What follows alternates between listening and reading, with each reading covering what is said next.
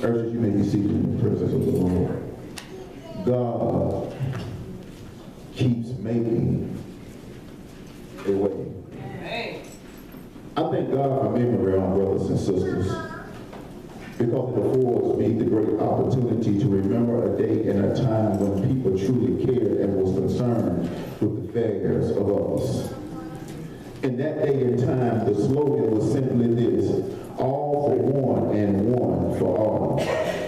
It suggested to people that even though I might not be in trouble myself right now, you were not alone. It did not matter what your name was. It did not matter what your struggle was. It did not matter what your strain is. But because in those days people truly cared and were concerned and had compassion towards one another, their troubles became your troubles and your troubles became their troubles. But all of us today, if we're saved today, we understand that we are never truly alone.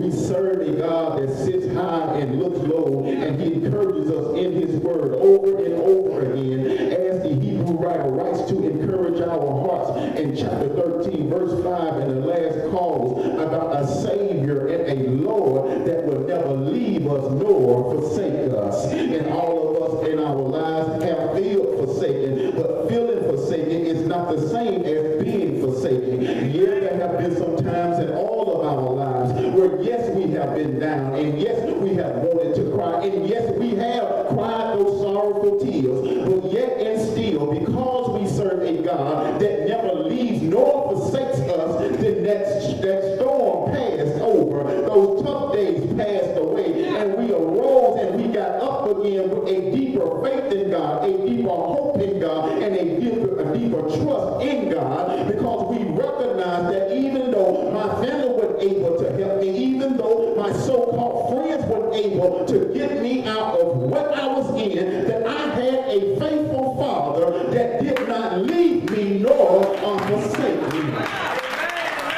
This all for one and one for all context and construct within a community was really, in a real sense, not an exception but a rule. People understood that even though they had to borrow things from other people, they understood just around the corner, just a few days or a few weeks down the road, they would have to borrow the same thing. And that is why we have neighbors and neighborhoods, because we have all things coming. We understand that every now and again that the slowing of the Jordan sometimes falls down. But if I have, then you ought to have. And if I don't have, then you ought to help me out. Because every now and again, no matter how wonderful we are, no matter how we plan, every now and again, if we're honest and transparent and truthful in here today, that all of us under the sound of my voice, no matter how much money you make, no matter how careful and strategic you are in your planning and in how you spend your dollars, there are some times when life will throw us a curveball and we will find ourselves with our back up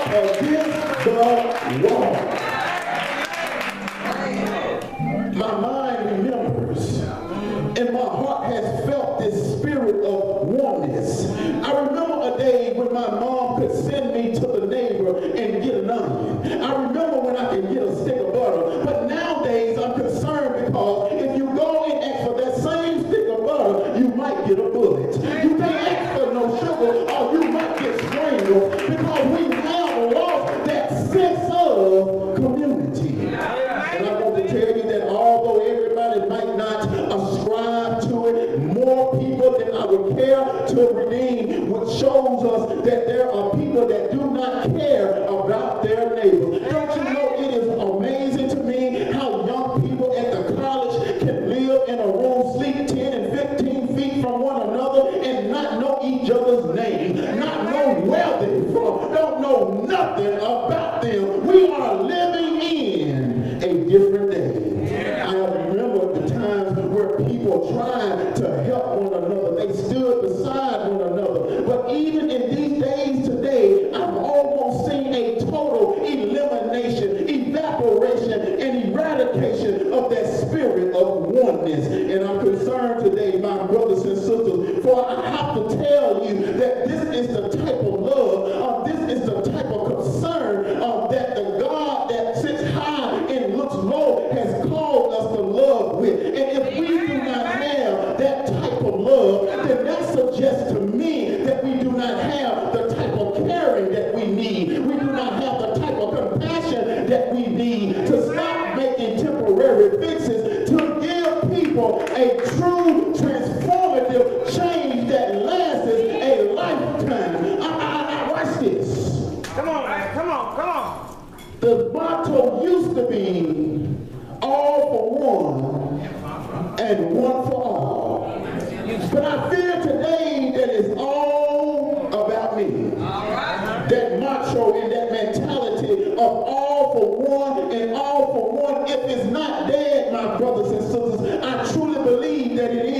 on life support. And we as the church have to bring that type of love that God has called us to have, that same compassion that God had for the least of these. We have to find ourselves in a place where we will overextend ourselves, that we might pick somebody up and put their place and put their feet back on solid ground. We have to go the extra mile in order for them to understand that there is a God that has not forgot about you, that yes, you might be down, and yes, you might be hurt, and yes, you might be broken, and yes, you might be destitute, but because of your situation, that does not mean that God has forgotten about you, and it does not mean that God does not love you. And what we have to do is be the arms, the eyes, and the legs of God to reach out and extend that type of caring, that type of compassion, and that type of thing for our fellow man.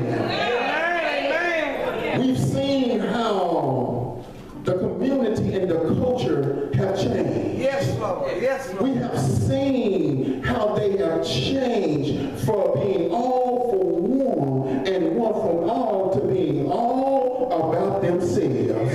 But I want to suggest to you today that many a times, if the truth be told, if we had to depend on family sometimes, if we had to depend solely on so-called friends, we would have perished a long time ago. And that is the reason why I can stand here forthrightly and tell you that God keeps making a way. I cannot say that God will make a way, but I say that God will keep making a way. And what I am saying is that I don't have to wait on God to do something, because God is doing everything that we need right now. I can prove it to you, because if God don't keep making a way, or we could have got up this morning, He kept making a way.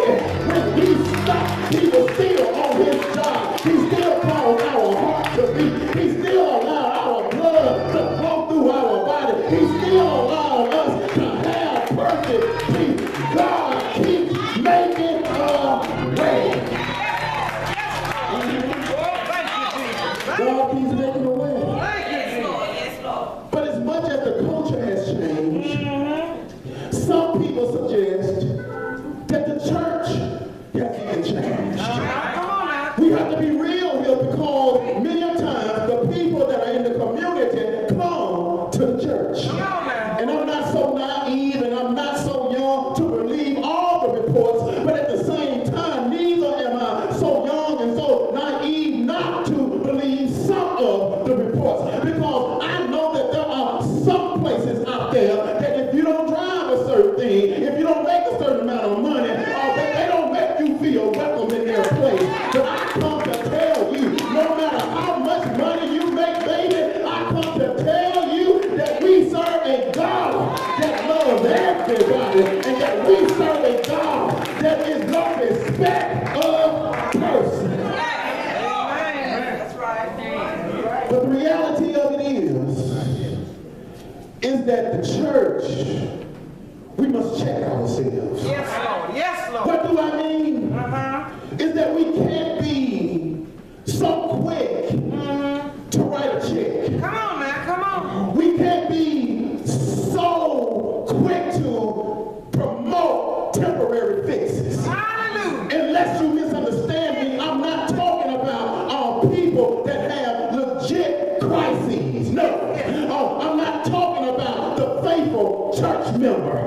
But what I am talking about, my brothers and sisters, that where the church has to be careful at is that when people continue to come back to the church over and over and over again, we have to make sure that why it is that we're writing a check, that we're not co-signing all temporary fixes, that we're not co-signing all temporary fixes. Watch this.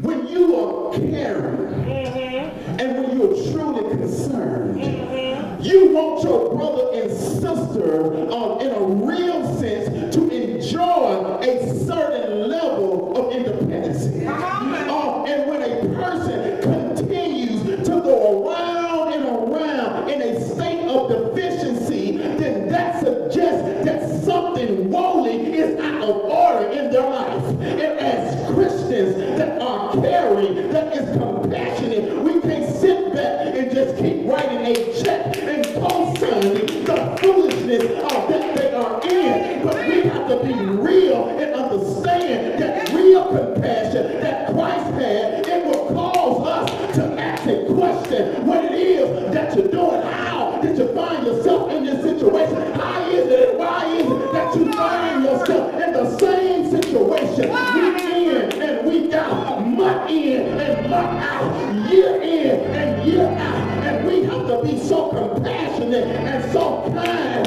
that we have to get to the point where we can ask the question, my brother and my sister, aren't you tired of going around on this merry-go-round? Aren't you tired of being down? Aren't you tired of being sick and tired? And when the church wakes up and start having some real compassion to see a life transformed and not a temporary fix. See, temporary fixes will bring that person back next week and next month, but a real true transformation over time that comes through Christian love and from the blood of the Savior, it will cause that person that life was torn up from the floor to be able to stand up and get up and stop being codependent and embrace a spirit of independency. We have people that are so quick to want to get people out of their face that they give them what they want. But it's a temporary fix. Temporary. And it's because of that immaturity and that lack of perfection, imperfection in the church, and because of the many con artists that come to con the church, many people's love has waxed cold. Come on now. And as a consequence of their love waxing cold, both inside and outside of the church, we have a tendency of not helping, but handicapping. We have a tendency not to correct dysfunction, but co-sign dysfunction. We have a tendency and a propensity to sign off on codependency versus endorse independency. So how does the 21st century Christian church learn how to be caring, compassionate, without appearing to be cold?